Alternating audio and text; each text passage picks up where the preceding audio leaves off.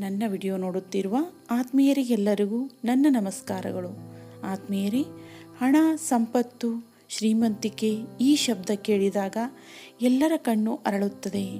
ಶ್ರೀಮಂತಿಕೆ ಬೇಡ ಅನ್ನುವವರು ಈ ಪ್ರಪಂಚದಲ್ಲಿ ಯಾರೂ ಇರಲಿಕ್ಕಿಲ್ಲ ಅಂತ ನನಗೆ ಅನ್ನಿಸುತ್ತದೆ. ಸಾಧು ಸನ್ಯಾಸಿಗಳನ್ನು ಹೊರತುಪಡಿಸಿ ಎಲ್ಲರಿಗೂ ಎಷ್ಟು ಹಣ ಕೊಟ್ಟರೂ ಸಾಕು ಎಂಬ ಶಬ್ದ ಬರುವುದಿಲ್ಲ.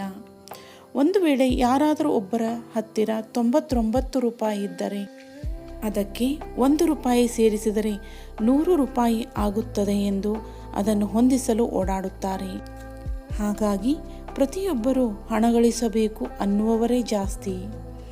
ಹಾಗಾದರೆ ಶ್ರೀಮಂತರಾಗುವುದು ಹೇಗೆ ಎಂದು ವಿಚಾರ ಮಾಡಿದಾಗ ಸತತವಾಗಿ ದುಡಿಯುತ್ತಾ ಹೋಗುವುದು, ಇದರಿಂದ ಹಣದ ಕೊರತೆ ಆಗುವುದಿಲ್ಲ. ಅದರ ಜೊತೆಯಲ್ಲಿ ದುಡಿದ ಹಣವನ್ನು ಉಳಿಸುತ್ತಾ ಹೋಗುವುದು. ಅದು ಹೇಗೆ ಉಳಿಸಬೇಕು ಎಂದರೆ ನಾವು ಮಾಡುವ ವ್ಯವಹಾರದಲ್ಲಿ ಚತುರತೆ ಇರಬೇಕು. ಅದು ಹೇಗೆ ಅಂತೀರಾ? ಬನ್ನಿ ಒಂದು ಕಥೆಯ ಮೂಲಕ ತಿಳಿಯೋಣ. ಒಂದು ಬಾರಿ ಒಬ್ಬ ದೊಡ್ಡ ಬಿಸ್ನೆಸ್ ಮ್ಯಾನ್ ಹೊರದೇಶಕ್ಕೆ ಹೋಗಬೇಕಾಗಿ ಬಂತು. ಆಗ ಅವನು ಒಂದು ಬ್ಯಾಂಕ್ಗೆ ಹೋಗಿ 10,000 ರೂಪಾಯಿ ಸಾಲ ಕೇಳುತ್ತಾನೆ. ಅಲ್ಲಿಯ ಮ್ಯಾನೇಜರ್ ಅವನನ್ನು ನೋಡುತ್ತಾನೆ. ಆ ಬಿಸ್ನೆಸ್ ಮ್ಯಾನ್ ಸೂಟು ಬೂಟು ಹಾಕಿಕೊಂಡದ್ದನ್ನು ಕಂಡು ಮನಸ್ಸಿನಲ್ಲಿ ಅಂದುಕೊಳ್ಳುತ್ತಾನೆ, ಇವನನ್ನು ನೋಡಿದರೆ ದೊಡ್ಡ ಶ್ರೀಮಂತ ಕಂಡ ಹಾಗೆ ಆಗುತ್ತಾನೆ. ಇವನಿಗೆ 10,000 ರೂಪಾಯಿಯನ್ನು ಸಾಲವಾಗಿ ಪಡೆಯುವ ಸಂದರ್ಭ ಬಂತ ಎಂದು ಮನಸ್ಸಿನಲ್ಲಿ ಅಂದುಕೊಂಡು ದೊಡ್ಡವರ ಸಮಸ್ಯೆ ಏನಿರುತ್ತೋ ಏನೋ ಎಂದು ಸುಮ್ಮನಾಗಿ ಬಿಟ್ಟ. ಬಿಸ್ನೆಸ್ ಮ್ಯಾನ್ಗೆ ಮ್ಯಾನೇಜರ್ ಸಾಲವನ್ನು ಹಾಗೇ ಕೊಡುವುದಿಲ್ಲ.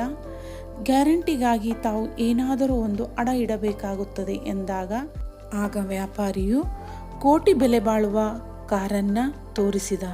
ಅದನ್ನು ತಮ್ಮಲ್ಲಿ ಇಟ್ಟರೆ ಸಾಕಾ ಎಂದು ಕೇಳಿದನು. ಅದಕ್ಕೆ ಬ್ಯಾಂಕಿನ ಮ್ಯಾನೇಜರ್ ಆಯಿತು ಎಂದನು. ಮ್ಯಾನೇಜರ್ ಬಿಸ್ನೆಸ್ ಮ್ಯಾನ್ನ ವ್ಯಕ್ತಿಯ ಜೊತೆಗೆ ಹೊರಗೆ ಬಂದು ಕಾರು ನೋಡಿಕೊಂಡು ಹೋದನು. ಅದನ್ನು ಬ್ಯಾಂಕಿನ ನೆಲಮಾಳಿಗೆಯಲ್ಲಿ ಇರಿಸಿದರು. ಬಿಸ್ನೆಸ್ ಮ್ಯಾನ್ 10,000 ರೂಪಾಯಿ ತೆಗೆದುಕೊಂಡು ಖುಷಿಯಿಂದ ಶಿಳ್ಳೆ ಹೊಡೆಯುತ್ತಾ ಕುಣಿದಾಡುತ್ತಾ ಹೋದನು. ಇದನ್ನು ಕಂಡ ಮ್ಯಾನೇಜರ್ ತನ್ನ ಮನಸ್ಸಿನಲ್ಲಿ ಸಾಲ ಪಡೆದಾಗ ಇಷ್ಟು ಸಂತೋಷಗೊಳ್ಳುವರೇ ಎಂದು ಅಂದುಕೊಳ್ಳುತ್ತಾನೆ. 15 ದಿನದ ನಂತರ ಪುನಃ ಆ ಒಂದು ಬಿಸ್ನೆಸ್ ಮ್ಯಾನ್ ಬ್ಯಾಂಕಿಗೆ ಬಂದು ತಾವು ನೀಡಿದ ಹಣಕ್ಕೆ ಎಷ್ಟು ಬಡ್ಡಿಯಾಯಿತು, ನಾನು ಸಾಲ ತೀರಿಸಲು ಬಂದಿರುವೆ ಎಂದನು. ಆಗ ಮ್ಯಾನೇಜರ್ ಅಸಲು ಬಡ್ಡಿ ಸೇರಿ 10,300 ಆಯಿತು ಎಂದನು. ಆಗ ಬಿಸ್ನೆಸ್ ಮ್ಯಾನ್ 10,300 ರೂಪಾಯಿ ಕೊಟ್ಟು ತನ್ನ ಕಾರನ್ನು ಕೇಳಿದಾಗ ಮ್ಯಾನೇಜರ್ ಕಾರು ಕೀಯನ್ನು ಕೊಟ್ಟನು. ಆಗಲೂ ಸಹ ಖುಷಿಯಿಂದ ಆ ಒಂದು ವ್ಯಾಪಾರಸ್ಥನು ಶಿಳ್ಳೆ ಹೊಡೆಯಲು ಪ್ರಾರಂಭಿಸಿದ. ಇದನ್ನು ಕಂಡ ಮ್ಯಾನೇಜರ್ಗೆ ತಡೆಯಲಾಗಲಿಲ್ಲ. ಯಾರಾದರೂ ಸಾಲ ತೆಗೆದುಕೊಳ್ಳುವಾಗ ಮತ್ತು ಕೊಡುವಾಗ ಇಷ್ಟು ಖುಷಿಯಿಂದ ಇರುವುದಿಲ್ಲ. ತಮ್ಮ ಖುಷಿಗೆ ಕಾರಣವೇನು ಮತ್ತು ಕೇವಲ 10,000 ರೂಪಾಯಿ ಸಾಲ ಪಡೆಯುವಂತಹ ಸಂದರ್ಭ ತಮಗೆ ಏಕೆ ಬಂತು ಎಂದಾಗ ಬಿಸ್ನೆಸ್ ಮ್ಯಾನ್ ಹೇಳುತ್ತಾನೆ, ನಾನು ಹೊರದೇಶಕ್ಕೆ ಹೋಗಬೇಕಾಗಿತ್ತು. ಏರ್ಪೋರ್ಟ್ದಲ್ಲಿ 15 ದಿನಗಳವರೆಗೆ ಕಾರು ನಿಲ್ಲಿಸಬೇಕಾಗಿತ್ತು. ಒಂದು ದಿನಕ್ಕೆ 500 ರೂಪಾಯಿ ಹೇಳಿದರು. ಅಂದರೆ 15 ದಿನಕ್ಕೆ 7,500 ರೂಪಾಯಿ ಆಯಿತು. ನಾನು ಏರ್ಪೋರ್ಟ್ದಲ್ಲಿ ಕಾರ್ ಇಟ್ಟಿದ್ದರೆ 7,500 ರೂಪಾಯಿ ಕೊಡಬೇಕಾಗಿತ್ತು. ಆದರೆ ಇಲ್ಲಿ ನಾನು ನನ್ನ ಕಾರ್ ಸುರಕ್ಷತೆಯಿಂದ ಇಡಲು ತಮಗೆ ನೀಡಿದ್ದು ಕೇವಲ 300 ರೂಪಾಯಿ ಮಾತ್ರ. ನಾನು 7,200 ರೂಪಾಯಿ ಹಣವನ್ನು ಉಳಿಸಿದ್ದೇನೆ ಮತ್ತು ಕಾರನ್ನು ಸುರಕ್ಷಿತವಾಗಿ ಪಡೆಯುತ್ತಿದ್ದೇನೆ. ನಾನು ಸಂತೋಷವಾಗಿರಲು ಇಷ್ಟು ಕಾರಣ ಸಾಲದೆ ಎಂದನು. ಆಗ ಮ್ಯಾನೇಜರ್ ಸಿರಿವಂತರು ಮತ್ತು ಸಿರಿವಂತರಾಗಲು ಅವರ ವ್ಯವಹಾರದ ಬುದ್ಧಿವಂತಿಕೆಯೇ ಕಾರಣ ಎಂದು ಗೊಣಗಿದರು. ಆತ್ಮೀಯರೇ, ನಾವು ದುಡಿಯುತ್ತಾ ಹೋದಂತೆ ಹಣ ಬರುತ್ತಾ ಹೋಗುತ್ತದೆ. ಹಣ ಬಂದಾಗ ಅದನ್ನು ಹೇಗೆ ಖರ್ಚು ಮಾಡಬೇಕು, ಹೇಗೆ ಉಳಿಸಬೇಕು ಅನ್ನುವ ಪರಿಪೂರ್ಣ ಜ್ಞಾನ ಇರಬೇಕು. ಮೇಲಿನ 2 ಅಂಶ ಯಾರಿಗೆ ಗೊತ್ತಿರುತ್ತದೋ ಅವರು ಹೆಚ್ಚು ಶ್ರೀಮಂತರಾಗುತ್ತಾರೆ. ಈ ಮೂಲಕ 2 ಅಂಶಗಳಲ್ಲಿ 1 ಅಂಶ ಗೊತ್ತಿರದಿದ್ದರೂ ಅವರು ಎಂದೂ ಶ್ರೀಮಂತರಾಗುವುದಿಲ್ಲ. ದುಡಿಯದೇ ಹೋದರೆ ಹಣ ಸಿಗುವುದಿಲ್ಲ. ಖರ್ಚು ಮಾಡುವುದಂತೂ ದೂರೇ ಉಳಿತು. ದುಡಿಯುವುದು ಗೊತ್ತಿದ್ದು ಹೇಗೆ ಖರ್ಚು ಮಾಡಬೇಕೆಂದು ಗೊತ್ತಿರದಿದ್ದರೆ ದುಡಿದ ಹಣ ಎಲ್ಲ ಹಾಳಾಗುತ್ತದೆ.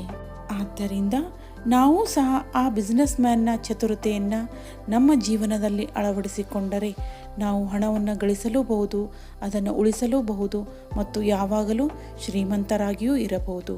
ಹೌದಲ್ವಾ? ಮುಂದಿನ ವಿಡಿಯೋದಲ್ಲಿ ಹೊಸ ನೀತಿಯೊಂದಿಗೆ, ಹೊಸ ತತ್ವದೊಂದಿಗೆ, ಹೊಸ ಕಥೆಯೊಂದಿಗೆ, ನಮ್ಮನ್ನು ಬಾಳನ್ನು ಬೆಳಗಿಸುವ ಭಾವಗಳೊಂದಿಗೆ ಭೇಟಿಯಾಗೋಣ. ಧನ್ಯವಾದಗಳು. ನನ್ನ ವಿಡಿಯೋ ನೋಡುತ್ತಿರುವ ಆತ್ಮೀಯರಿಗೆಲ್ಲರಿಗೂ ನನ್ನ ಹೃದಯಪೂರ್ವಕ ನಮಸ್ಕಾರಗಳು.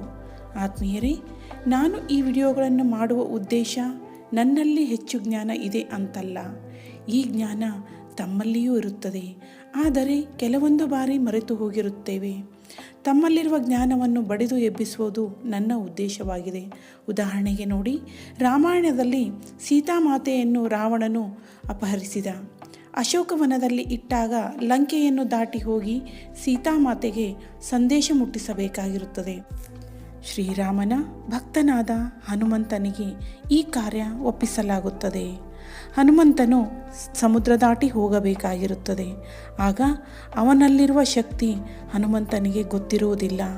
ಅವನಲ್ಲಿರುವ ಶಕ್ತಿಯನ್ನು ಜಾಂಬವಂತನು ನೆನಪಿಸಿದಾಗ ಹನುಮಂತನಿಗೆ ತನ್ನ ಶಕ್ತಿಯ ಬಗ್ಗೆ ಅರಿವಾಗುತ್ತದೆ. ಹಾಗೆಯೇ ಆತ್ಮೀಯರೇ, ತಮ್ಮಲ್ಲಿಯೂ ಸಹ ಜ್ಞಾನವಿದೆ. ಇದನ್ನು ಎಚ್ಚರ ಮಾಡುವುದು, ಬಡಿದೆಬ್ಬಿಸುವುದು ನನ್ನ ಕಾರ್ಯವಾಗಿದೆ. ಸಂಸಾರ ಎಂಬ ಸಾಗರದಲ್ಲಿ ಎಲ್ಲರೂ ಒಂದಿಲ್ಲ ಒಂದು ಸಮಸ್ಯೆಯ ಸುಳಿಯಲ್ಲಿ ಸಿಕ್ಕಿ ಹಾಕಿಕೊಂಡಿದ್ದೇವೆ. ಅವುಗಳಿಂದ ಹೇಗೆ ಪಾರಾಗಬಹುದು? ಶಾಂತಿಯಿಂದ ಹೇಗೆ ಜೀವನ ಮಾಡಬಹುದು? ಸಫಲತೆಯನ್ನು ಹೇಗೆ ಸಾಧಿಸಬಹುದು? ನೆಮ್ಮದಿಯಿಂದ ಜೀವನ ಹೇಗೆ ಮಾಡಬಹುದು? ನಾವು ಭೂಮಿಯ ಮೇಲೆ ಹುಟ್ಟಿದ ಉದ್ದೇಶವೇನು? ದುಃಖದಿಂದ ಪಾರಾಗುವುದು ಹೇಗೆ?